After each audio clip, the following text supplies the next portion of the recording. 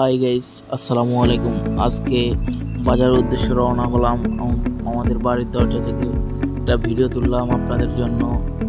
বাড়ি থেকে বের হওয়ার পরে আমি বাজারের উদ্দেশ্যে রওনা দিই। আমাদের ছোট্টখাটো একটা বাজার আছে, ওই বাজারের উদ্দেশ্যে আমরা রওনা দিই এবং আমার বাড়ির পাশে যে দৃশ্য আছে ওগুলো আপনাদেরকে দেখাই।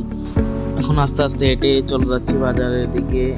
এখন আমাদের বাড়ির দরজার পাশে ঘাস আছে, গরুর জন্য ঘাস করছে কিগুলো আপনাদেরকে দেখাইতেছি। যে এই যে আমাদের এখন সৌন্দর্য, গ্রামের সৌন্দর্য হলো সবখানেই আপনার এবং চলে আসলাম আমাদের খামারের কাছে।